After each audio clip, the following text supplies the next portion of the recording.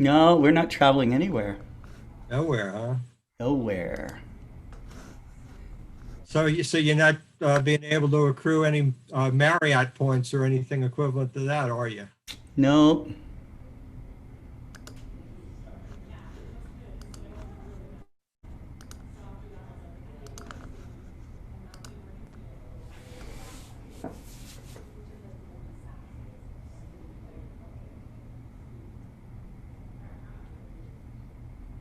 Okay, so we're streaming live right now. We just have kind of a 5 minute buffer. There's some intros, um, and then we'll be live, and you're on first. Isn't that an Abbott and Costello line? Yeah, that was who's on first. Who's on first? What's on second? I don't know. What's on third?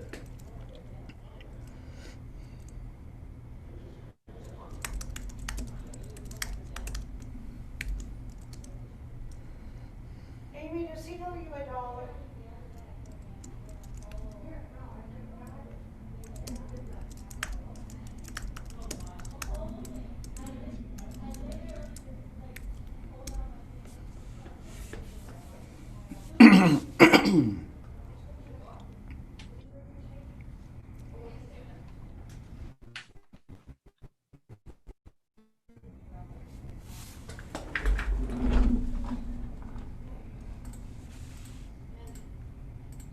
The truck driver only had fives, tens, and 20s. No, I have $1 in my car.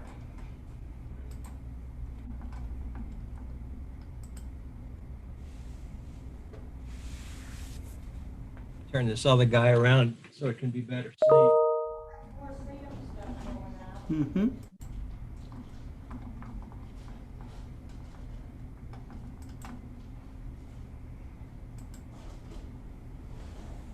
It's two truckloads of Sam's. Give us more room to do Sam's tonight.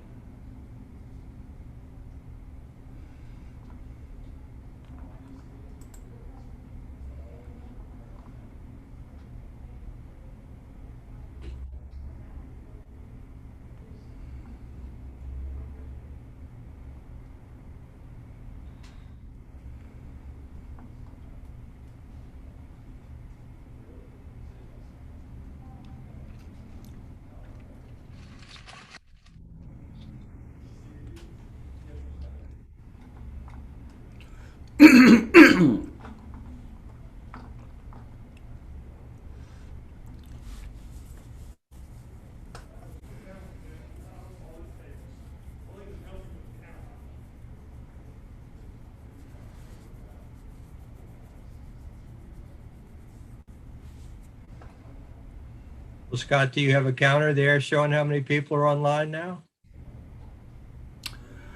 Only on. There are 11 people watching simultaneously on Facebook, but we're simulcasting to 4 different channels. Where we get the greatest viewership is usually in replay, you know. So in replay, the last show that we did had 1,000 views. I did a lecture last week at the World War II Museum on 2 topics, and they filmed it much like this. It was Facebook and it was Zoom, and now they've moved it over to YouTube, and it's been getting a lot of hits. Yeah. Scott, who's owner? Barry Simon. Okay. Hi, Yeah. Mr. Simon. How are you, sir? Hey, how are you? Pretty good. Yeah, I don't know how to change that. When I set up my Zoom account, I don't know if because of my computer, I've been trying to figure out how to get rid of owner and get my name up there. I'll have to play with it some more. You can Just make change sure- it right now. You can change it right now if you right click on your picture and it'll have a rename option. Oh, really? Okay. Just click on the picture with the right mouse. Okay. Okay. All right.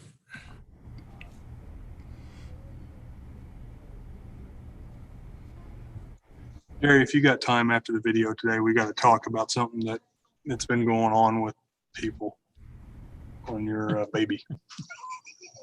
What? Oh, his mount that he's created. How come it's not okay, it's got cap locks.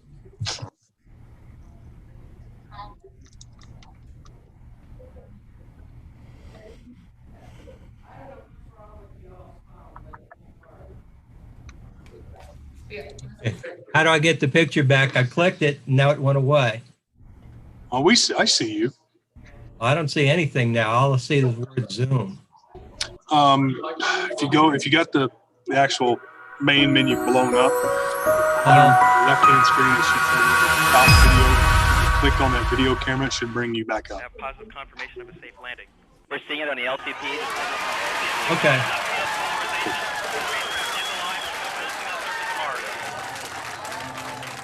Very strong on LTP. Opportunity hit a hole-in-one when she landed. The airbag system rolled into the small crater called Eagle Crater. And when the rover first turned on its cameras, it saw that the rim of the small crater was lined with exposed bedrock. So we took out our microscope for the first time and we took a picture, and the surface of Mars at that location is littered with an uncountable number of little round things. That were called blueberries because they looked like blueberries in a muffin. What we discovered was that those are features that form in water, and they were a really definitive sign that there had been liquid water on the surface of Mars sometime in the past. You know, after we left Eagle Crater, we went to Endurance Crater, and that's the crater we drove down in. And there we did what the geologists call an in-sequence stratigraphic section, which is essentially reading the chapters of the Martian history book in reverse order. That rover became a stratigrapher. First time you had a stratigrapher on Mars. We knew we wanted to go after Endurance to Victoria. We put pedal to the metal and we started heading there, tens of kilometers away. We had to literally surf across these dunes of wind-blown material, and the rover got stuck in one of those. We had to get the rover unstuck. What we found is the best way to get it out is just to put it in reverse and gun it. The rover eventually popped out. And so we changed our driving strategy. So we recognized these ripples as hazards. We get to this giant half-mile diameter crater, Victoria Crater, and we want to figure out, gee, how can we go into this thing? All of a sudden we got high-rise images. We could see the rover in the image. And that was the very first image that we got from space showing one of our rovers. We spent a year scouting the edge of that crater to decide where we wanted to go in to get the best stratigraphic section. We found a place to go in, and we drove down in, and we spent about a year inside Victoria Crater. The science team was really excited about the idea of driving to Endeavour Crater, over 20 kilometers away. This is a long drive to do. It was going to take multiple years, but they decided to do it anyways. There were too many of these dangerous ripples in our way, and we actually had to take this circuitous route that at times took us away from the crater, only to then cut back and then approach it more directly. And then we pull up to Endeavour Crater, and all of a sudden there's all these new things to look at. We first discovered the homestake vein. It was this very, very bright linear feature. It turns out that it was a big gypsum vein, and we see these gypsum veins now all over. So it was our first taste of what is a really important process on Mars. We were driving to a valley, and along the way there we realized that right about the point where we were about to get to this valley, that was when we were going to cross the marathon mark. So we said, well, that's cool. We're just going to name this valley after that, call it Marathon Valley. That was when we reached the distance of a marathon, 26.2 miles on another planet. We continued driving through some slopes down a little bit on the interior of the crater rim until we came back out so that we could continue on to the next valley, Perseverance Valley, where the rover was exploring when we lost contact. We said we're going to operate this vehicle until the day where we can't, and that's exactly what we did, and I'm really proud. We've set a foundation that will serve as the basis for future exploration.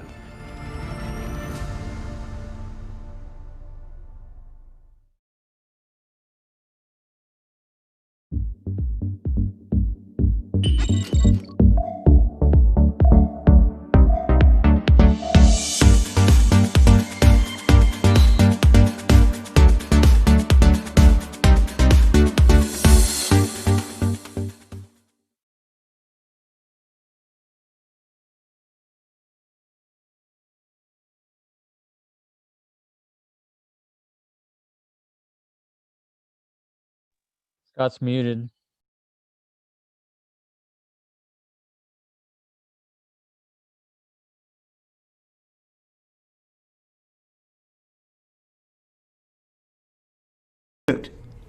There he is. You guys hear me out there? This is Scott Roberts from Explore Scientific, and this is the Explore Alliance's presentation of the OpenGOTO community. And with me today is Barry Simon from the Pontchartrain Astronomical Society over there with all of his beautiful telescopes. And of course, Jerry Hubbell there at Mission Control, and Tyler Bowman somewhere out in space. So I'm here in my office where you will see I'm often flanked by my microscope over here, which I sometimes load up with tardigrades, and I like to keep a telescope over there as well. So anyhow, today is the opposition of Mars Day, and from what I understand, this is the last, well, the next time that Mars will be this close is something like the year 2035.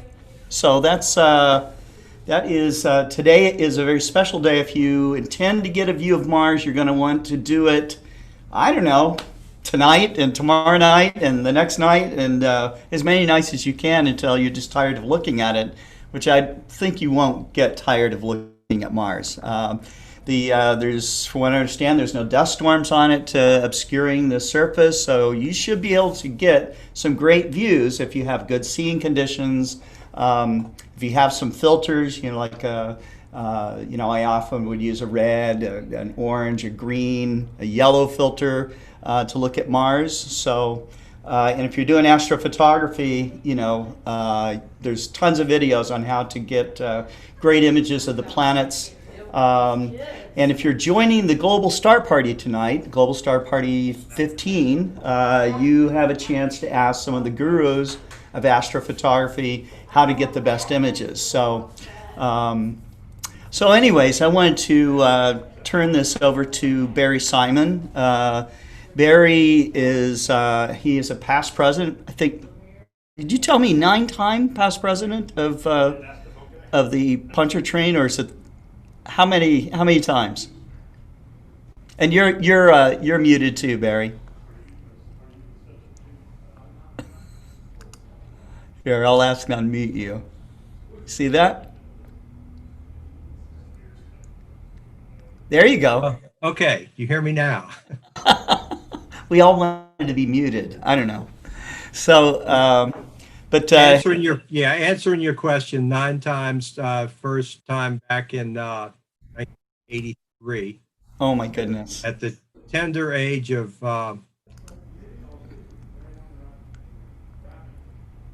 tender age of what? 30. 30. Okay. Yeah, and I'm 2 years shy of 70 now. Okay. All right. Well, that's great.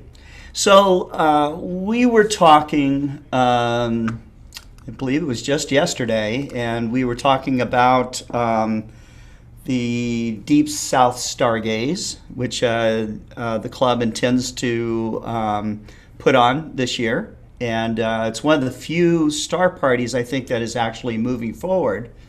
And we were talking about some of the challenges of social distancing during all of this. So what is the club doing to make this Deep South Stargaze possible? Yeah, well, a little correction first. It's not technically associated as part of our club. Okay. Pontchartrain Astronomy Society, good representation at the Stargaze. It was originally started back in '83 to bring clubs in our area together, specifically the New Orleans, Baton Rouge, Jackson, Mississippi, Mobile, Alabama, such as that. And you're right. The first big Stargaze of 2020 was Winter Star Party, and that was before the hit the fan, so to speak. And it was held, but virtually every star party since then. We did do our spring scrimmage back in May, but with a very small attendance, 9 people. Anything else? Texas Star Party canceled. Okie-Tex canceled. Step was canceled this year. Of course, your NEAF show was canceled. To the best of my knowledge, El Dorado Star Party is going on right now. It started today. And Okay. we're going to do the 38th edition of the Deep South Stargaze from November 10th to November 15th at our location. I think we have the advantage in that we're not at a state park where you're at the mercy of governments. We're at a privately owned facility that we can basically slip under the radar screen. Mm-hmm. Participating in attendance this year of between about 40, give or take, 5 or so either way. Mm-hmm. More people can accommodate RV, camper, tenters, and we do have some bunkhouse space. Okay. Hey, Barry, your audio is just cutting out a little bit. I don't know if it's because you're not close enough to your microphone, but okay. Your voice gets deeper. It goes almost to zero. So. Okay. Tell me. Good. I don't know. Can you hear me okay now? Yeah, we hear you okay now. Okay, I'll get a little bit closer then. Yeah. You were on a roll, and I didn't want to interrupt you, but that's okay. That's okay. The main points is that Deep South Stargaze is separate from the Pontchartrain Astronomical Society. It's its own organization. You're on private land, right? So you're not hindered by government decisions of how that might.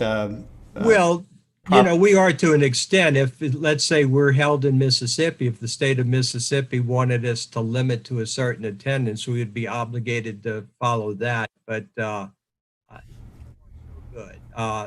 Full speed ahead. Like so many other events that were not canceled because of state regulations. Sometimes they were canceled because of, either liability concerns or. Hear me okay now? Yeah. Somebody's asking if you got gumbo or jambalaya at the Star Party, and I think that you do. Well, we do have some food that's going to be available to us, and places nearby that everybody likes is a place called the Country Diner, and just recently reopened. They had been shut down for a while because a tornado took their roof off about 5 or 6 months ago. Okay. Everyone's real happy about that, and you can get some good country cooking there at that location. Yeah. Okay. I've been. I think the last time I was at Deep South Stargaze is now maybe 3 years ago, something like that. Yeah, and that was at our previous location. Okay. This location, this will be our 3rd year at the White Horse Christian Retreat Center. It's about 10 miles south of Mississippi. It's about a 90-mile drive. Oh. It's an easy drive, relatively easy drive. We do have, on a really good night, we do have naked eye magnitude limit of about 6.5. We're on the cusp of going into Bartle 3. We're really good Bartle 4, really poor Bartle 3. So if that gives anybody an idea of what our skies are like. Right. Right. One of the other advantages we have is we do have a low horizon there, and being that we're at degrees north latitude, in the spring when we do our spring scrimmage, it's places, few star parties in the United States where you can actually see the Omega Centaurus globular cluster. Oh, Centaurus. Oh, yeah, that huge globular star cluster. That's right. Yeah, usually you have to go to some place like Winter Star Party or something like that to get far enough south. So it is cool to see some of the southern hemisphere delights, that's for sure. What do you think is going to be the biggest challenge for this Star Party and keeping everybody safe? Well, we do want people to wear masks appropriate. We do have some people who wear a mask, as we all would. Nobody wants to wear a mask, but to keep safe, we have to do that when we can. But I think beyond that, the biggest challenge, and you kind of out lot of remembering because you're distracted by the stars, and that's a good distraction. Yeah. You slip out of remembering things that we should be doing now. And big challenges, I think, would be the sharing of views through telescopes. In our spring scrimmage, I inadvertently, when asked if I wanted to look through another telescope at the eyepiece, and then only afterwards did I realize that maybe wasn't a great idea. So, I think that might be the biggest thing that we have as a challenge. I think the bigger impact for us is not for star parties like ours or other big star parties. All the outreach events that various clubs do, that has been pretty much failed. It's extremely difficult to even try that. I know, what was that last big comet we had over the summer? I'm forgetting the name now. You're talking about Neowise. Correct. Yeah, we were out on the New Orleans lakefront, us, and asked for peak. And we'd have to, unfortunately, pull away because of the whole social distancing thing. And, that's a shame. It's a shame that we can't do our school programs or anything like that at this time. Right.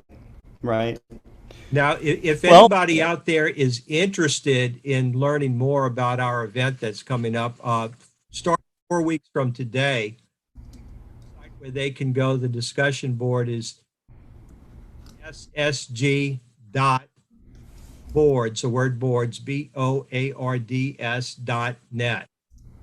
And you can join and you can, any of your questions you might have. So DSSGboards.net, right? DSSG.boards.net. Okay, got it. I just posted it in the chat, Scott. Okay, great. I think I got it. All righty. Well, very cool. Well, gosh, Barry, thank you for joining us today. Not a problem. Yeah. All those beautiful telescopes you got behind you, it looks like you got some classics there. What kind of a collection of telescopes do you own there? Well, that one almost directly behind me with the blue tube, that is telescope that kind of got me back into astronomy. I was first involved in astronomy at about age 9. Toward the end of junior high school, like a while. And then in 1977, 3 things happened. I was on the beach in Florida and happened to see the Perseid meteor shower. 77 was also the year that Star Wars came out, and that was, kind of a great event to kind of trigger my interest again. And then a short story by an author named Larry Niven, and this was a book called Lucifer's Hammer, a comet that was on a collision course with Earth. Those 3 things got me re-involved, and this was got married, and I got a telescope, and then the blue one you see behind my head, that's a Jaeger's 5 refractor. I started building, acquiring the parts actually, in the fall of 1978 and completed about 4 months later. Basically, I had to wait on the objective to come. But it's as old as my marriage, so to speak. It's about 42 years old now. Incarnations. The other one on the other side of my head is Thomas M. Bach Signature Series F7 Apo, sitting on an AP Mach 1 mount. And then various and sundry other telescopes, which I have to explain off to my wife that golf clubs, they all serve different purposes. You can't putt with the driver and you can't drive with the putter. You need various telescopes for different pursuits. I don't know if she buys that completely, but that's the story I tell. That's excellent. Well, gosh, Barry, thank you so much. You have been a great ambassador for this hobby overall, and I know you've been involved for decades in astronomy, amateur astronomy, and educational outreach. And it looks like you're still going strong. So I just got a text message from a guy. His name is Lance Mann. He says, I'm at the El Dorado Star Party, and the skies are awesome. I'll be at the Deep South Stargaze next month. I just sent him a text message to see if he would, I could give him the login credentials for the show, and he could give a direct report from the Star Party, I guess. So we'll see. But anyways, Barry, is there anything else you'd like to add before I let you go? No, I would want to remind everybody that you mentioned Mars not being this good again for a while. We also have the opposition or conjunction of Saturn, where Say that one more time, Barry. We lost your voice there. You said the conjunction of Jupiter and Saturn. Ah, okay. And on December 21st, they will only be 6 arc minutes apart from each other. So that is 1/5 of a lunar diameter. Even at high power, they will be in the same field of view. Oh, that would be awesome. Yeah. And that will not be visible again for 60 years. So I don't suspect that any of us will be around for the return. I'm getting myself frozen. I want to see it. Okay, so yeah, December 21st. But even at beginning of December, a 2-degree field of view will put them both in the same eyepiece view. Great. Yeah. So if you want real high power views and still, get wide field of view, you need look at those 100-degree series eyepieces that we have and other companies have as well. But that would definitely make that possible. So, well, great. Barry, thank you, man. Thanks for the insight. Thank you. And we'll see you. We'll see you next time. Maybe we can get a report later after the Star Party. And the date of that Star Party one more time. The Deep South starts on Tuesday, November 10th. Okay. On November 15th. And if anybody that comes in an RV or a camper, or even somebody staying in the bunkhouse, if the weather's looking good, Carol, who is our host, is quite accommodating. If somebody wants to pay for an extra night or two and stay longer to make the trip worthwhile, that can be done. Okay. Okay. Thank you. Thank you. Bye-bye. Bye. Okay. All right. So let's see. We are going to focus now on the OpenGOTO community. So let's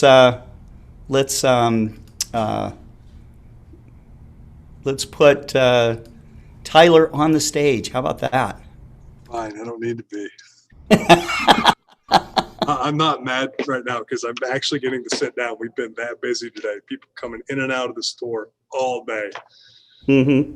It's been nice to sit down just for a second.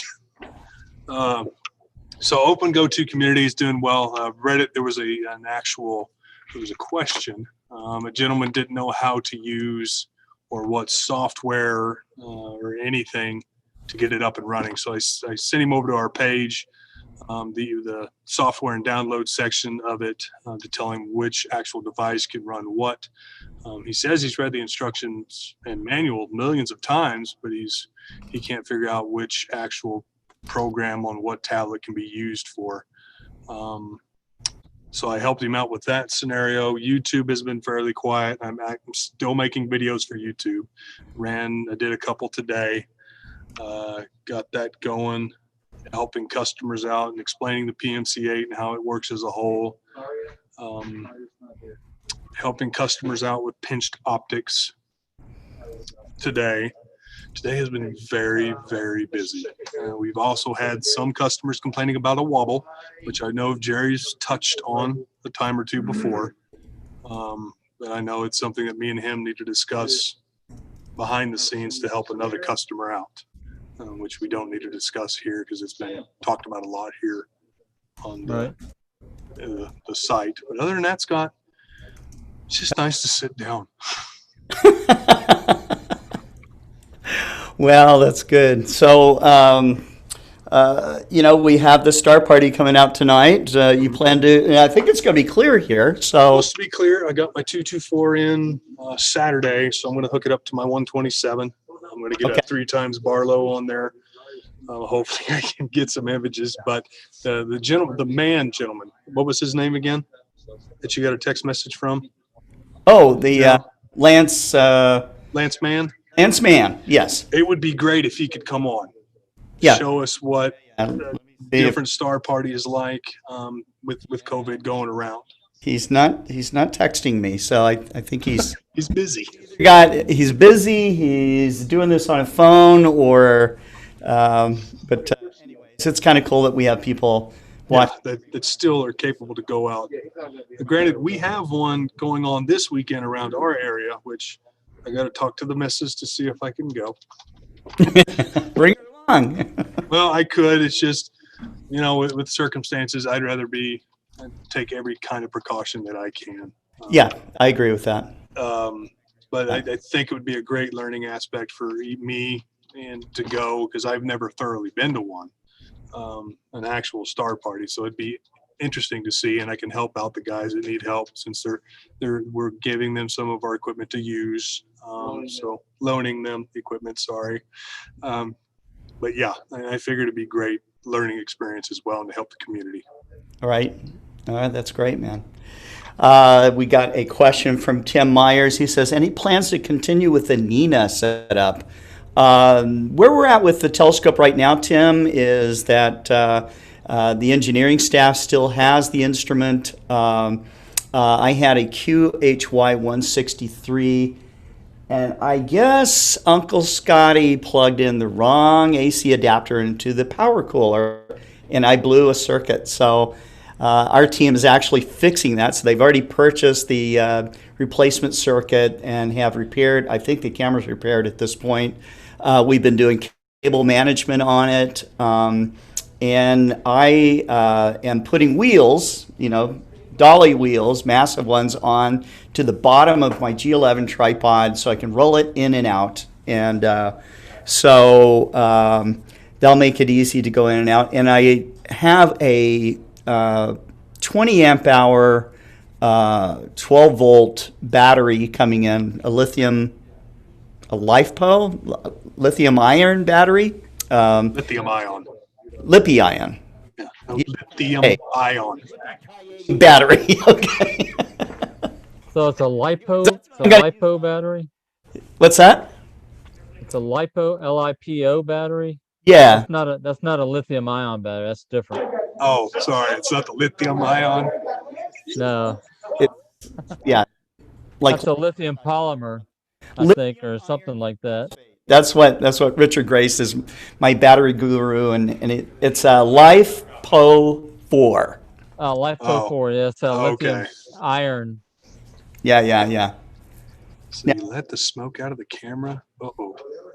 You can smell it and everything. It's awesome. Once you do that, you can't put it back in for some reason. Contained in those electronics, so anyways. But yeah, and so I think by next Tuesday's Star Party, I'll be ready. I'll be out there. So before we do that... Scott, you're always out there. That's true.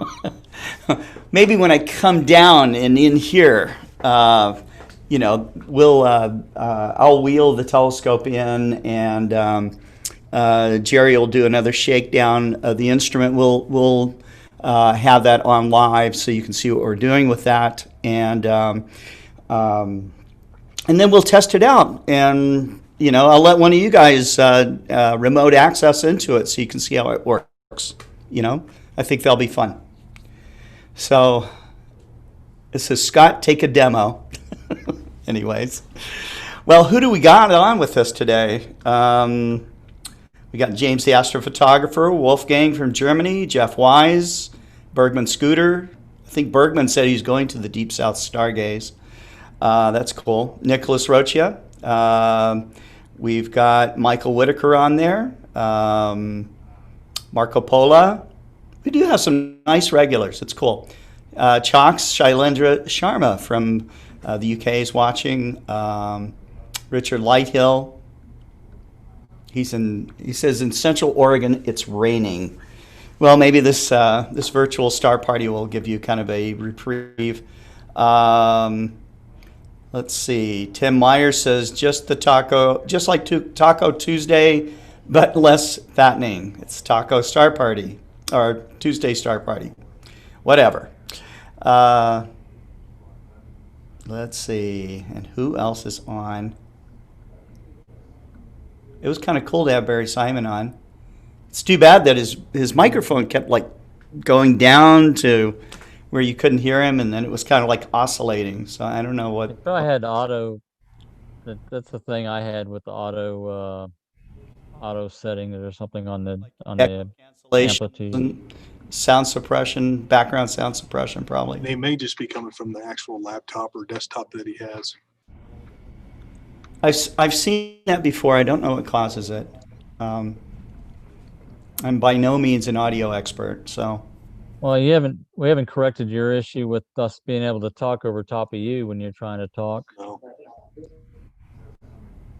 That's true. Well, we're not supposed to. It's a politeness filter, right? You don't talk over me, I don't talk over you. Touche. But that's not how guys work, right? We're talking over each other all the time. So,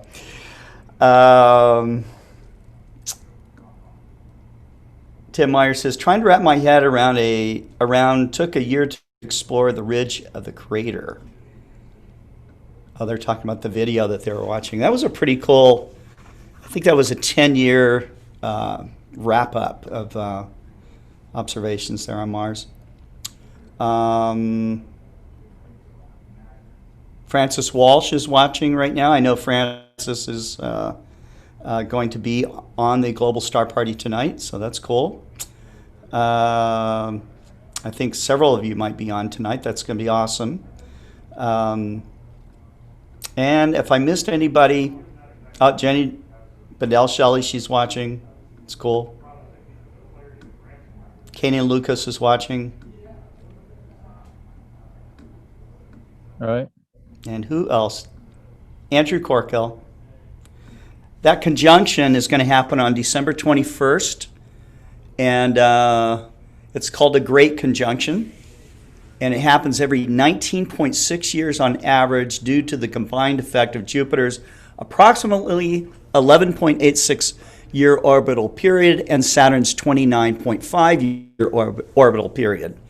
But I think Barry was saying that this is going to be the closest that these two planets will get in 60 years, something like that. So, in fact, here it is right here.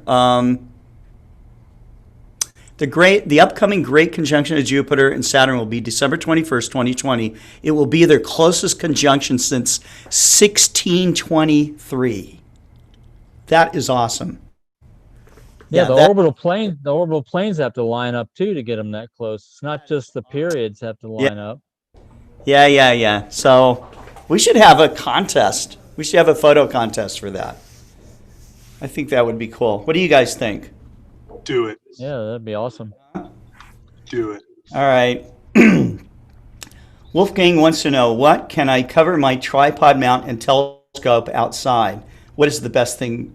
Telegizmo 365.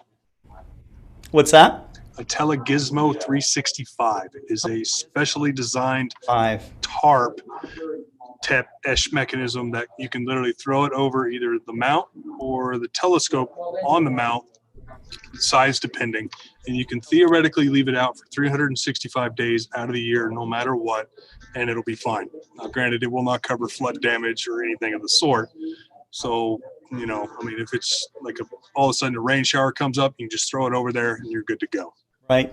I would also recommend on all the metal parts and also all the electric connectors is to go over it with some WD-40. If you're going in there with connectors, take a Q-tip, just a little bit of WD-40 to keep those connections sound. And that water displacement, that's what WD means, is water displacement. So I had learned a bunch of stuff about WD-40 and the zillion things that you can do with it, from cleaning. I didn't even know the WD.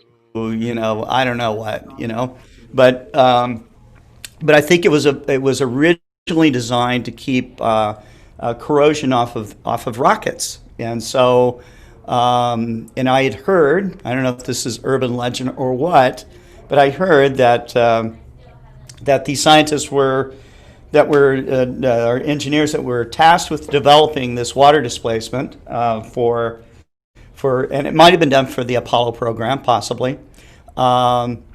They had tried, I guess, 39 times, and the 40th time they used fish oil. That's what WD-40 really is. So, and so that's it's interesting. It doesn't smell like fish oil though, so they must put something else in it. And anyways, so we're at the part of the show with for Jerry Hubbell. What's happening in your world, Jerry?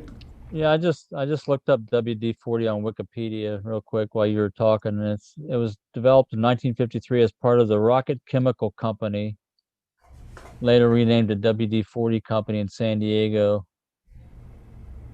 kept as a trade secret, never patented. So apparently it had something to do with the Rocket Company. Yeah, I didn't know it Oh, stood the for Rocket water. Chemical Company. It's Chemical Company. I didn't know it So- stood for water disbursement. So I learned Yeah. something. Jim Norwood says, I always call WD-40 a miracle drug. That Oh and man, duct tape. and you're still alive? Yeah, duct tape and WD-40. You can do anything. Baling wire, you need some of that. So, and a long extension cord. Right. Mhm. So I was working. I got on today with Tim Myers. Started the Discord channel that I'm on, and I think you joined it too, Scott, when he first announced it. Did I? There's a few people on there. Jerry Hubbell's on Discord? There's a couple of Discord things I get Huh. on with I didn't know actually. that. Yep. You And have to send me links on those. let me bring it up. Where the heck did it go? Trying to find it on my pile of icons down below. Did I close it up?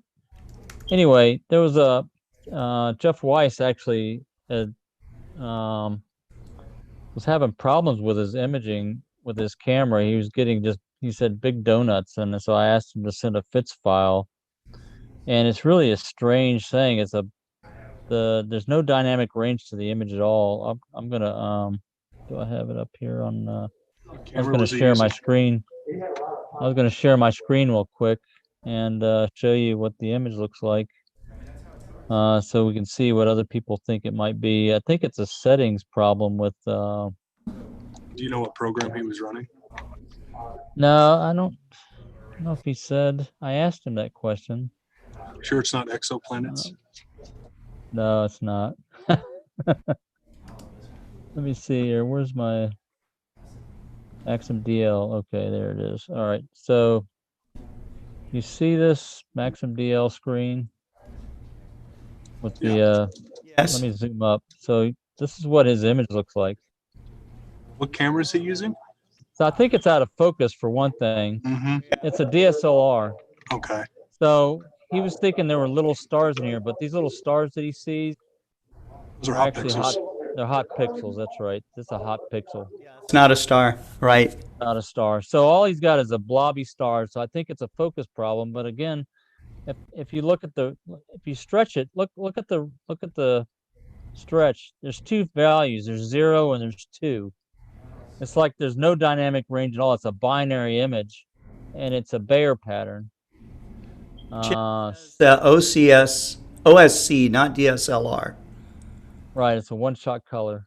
Well, it could be a DSLR. I mean, DSLRs are one-shot colors. They have a Bayer. Yeah, they have a Yeah, Bayer. they have a Bayer pattern. also. I mean, his Bayer pattern could be off as well, which could be causing the Right. issue.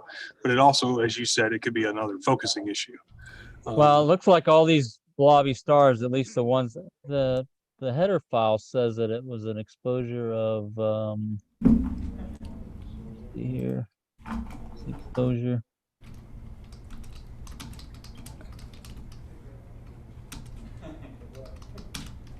$20 a 20-second exposure. So he's got some stars there, but again, I think they're all out of focus. Yeah, there's an effect though where you can get a black circle in the middle of stars as well. Well, he said this is on a refractor too. This isn't a reflector, so it's not a donut like you would get if it's out of focus with a Cassegrain scope. Yeah, this is I think has to do with saturation of some sort. It's something I haven't seen for a long time. Really? It looks almost like a diffraction, but it's not a visual diffraction. No, it's a strange thing. So if you look at the stretch window, there's 3 values. There's 0, there's a middle value, and then there's 2. That's the only pixel values that are in that picture. So that's just odd. It's really odd that there's no dynamic range at all. So I thought I'd share that with you if people had seen that before. I'd never really seen this type of image before, but I suspect it's something to do with his camera settings on the program that he captured it with, the image with. Are you able to see the full width half max on the fits in the description? Oh yeah, I can. Oh, so he's actually, using a 071. Okay, so that's an ASI camera. So he's got the Bayer pattern correct of RGGB. Oh really? Yeah. So this is the. Let me go to the area. Let me see the horizontal line. I'm going to draw a line through it. So you can see how wide it is. Actually, I want to go to the box. That's what it looks like. And it's 60 pixels wide, so that's out of focus. I see. You see the pixel values? It's very large. Yep. That's out of focus. Yeah, so it's almost And like what- a great diffuser profile. What scope was he using again? Looks like your diffuser that you use for photometry. I know, it's kind of interesting, isn't it? But there's no dynamic range at all. I don't know what I don't remember what scope it is.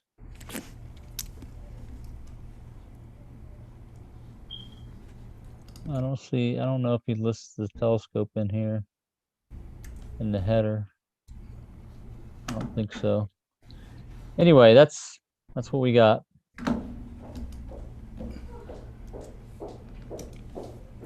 Well, okay, all right. Yeah, it's just some of these things go back to what we've talked about when you're troubleshooting, and just kind of going, you see something wrong and you just need to start all over again from the top and take it down, and so I had a gentleman who reached out because he knew I worked for Mead Instruments, and although I haven't been there in over a decade, he was asking me about a 16-inch LX200, and he was hearing, the telescope's still tracking, but when he was moving to one part of the sky, he would hear all these beeps, and he was losing packets, and I think he was controlling it with the sky. And he thought that it was the cable that was he just kind of jumped to the conclusion it was the cable. I said, well, if it's the cable, probably just wouldn't work, just wouldn't work at all. It would cut out or something like that. I mean, Andrew says Scott's still doing Mead customer service. You don't know how much customer service I have done for Mead since I've left. Okay, I've done a lot. including repairing neat telescopes. So, which by the way, we can still do to a degree. So, because I have technical people here that were involved in testing and assembly and electronics and optics as well. So we don't have optical fabrication here in Springdale, but electronics we can do to a degree again. But you know, I said it just seems like it's a setting that's wrong, you know. And so he goes back through it, and he, for some reason, he switched his time input preference from 12-hour format to 24-hour format, but he was putting in 12-hour numbers, okay? And so, you know, the 16-inch didn't know where it was. After he fixed that, he said, bam, it worked like a charm. But these are things that, and he said, I feel stupid, you know, but the thing is that we have all made those mistakes, you know, and you think that you're so familiar with your gear, you know what you're doing, okay?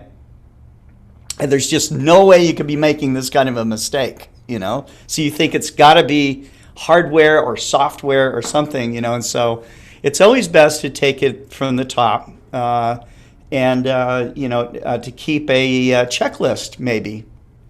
Yeah, we talked about that earlier. Yes, I did that, you know? Like you're going to go fly a plane. You're not going to get in a plane and just fire it up and take off, you know? You're going to go check the propeller. You're going to do a walk around. You're going to check that plane everywhere before you get into it, and you're going to make sure that everything's working the way it's supposed to, you know, including checking the, you know, I remember we would check the fuel for water in the tank and all this stuff, you know. So same thing should be true for doing, you know, going through a pre-flight check with your telescope, you know. Especially if you're going to travel to a dark sky site with your telescope. You want to make sure, I mean, build the whole darn thing up. Attach everything, every cable, every screw, every nut, every bolt, and make sure that you've got it all. And then disassemble right in front of you. Put that in the car, okay? Right, exactly, yep. Create a checklist for your equipment. Yeah, bring backup. When I was with... I worked with PBS, the science program called NOVA, and we filmed the 1991 eclipse from Mauna Kea, and I was the mount operator. That's what I was credited for on the documentary. But in actuality, I was really running 3 mounts with 3 motion picture cameras on it, and the whole eclipse was insured by Lloyd's of London. And as part of that insurance, it was mandatory that if it was electronic, you have 3 layers of backup. So you guys have no idea how much equipment I flew over to Mauna Kea. I had container loads of, you know, airline container loads of equipment that I was bringing with me. So I had, you know, I had batteries running my scope. So I didn't have 3 batteries. I had 9 deep cycle marine batteries because I was off the electronic grid of the observatory. I had drive correctors, 3 drive correctors, bringing 9 drive correctors with me. Okay, so it was. I did not have any failures of the equipment when I was up there, so I didn't have to use any backup. But the cameras that we were shooting with, they had a motor jam on one of the.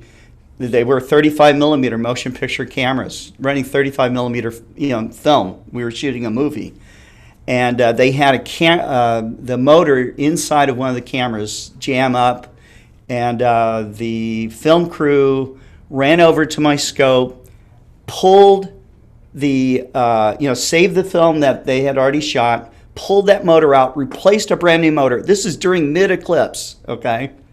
We had 4 minutes of totality.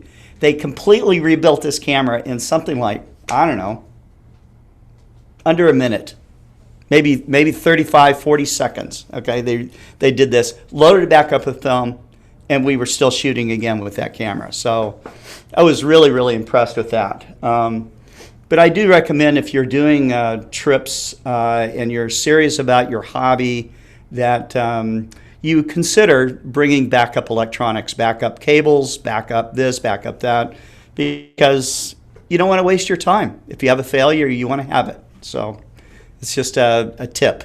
So most of us don't do it, but that's what you should do. CFox 0011 says, "Wow, sounds like F1 wheel changers." Yeah, I guess so. But yeah, backup is important. And Explore Scientific offers that you can buy backup stuff, so. And I think that's all I got for right now. We are going to get ready for Global Star Party number 15. We've got, I keep messing up how to say his first name, like Ditron, I think is his name, first name. And he is a 10-year-old boy from Kosovo. He's going to be on first because it will be late where he is. And so he'll go on before David Levy does. And this kid at 6 years old wrote his first book and published it. It's called My Astronomy. And he's 10 years old now, but in his spare time, he taught himself English. And I think this might be his first international lecture. So this is pretty cool for us. And I know he's excited. His parents are excited as well. So that's going to be really great. And then we'll have David Levy. We got Kelly Beatty on. It's the opposition of Mars. Libby and the Stars will be on. Mike Simmons will be on. And then we have even more. We have Mary Craig from Australia. She'll be on with us playing this huge harp. So I was on earlier with her on Zoom, making sure that her audio is sounding good and all the rest of it. So, we have, of course, Richard Grace will be on. I'm hoping Dave Engel will be on. Jason Gunzel, the Vast Reaches, said that he would try to make it. He's setting up his scope now. So we look forward to it, and it should be a great star party overall. And it's starting earlier than normal, okay, because it's getting dark earlier, right? At least up here in the Northern Hemisphere. Caesar Barlow will also be on. He confirmed that. So he'll be getting light or dark later for him. It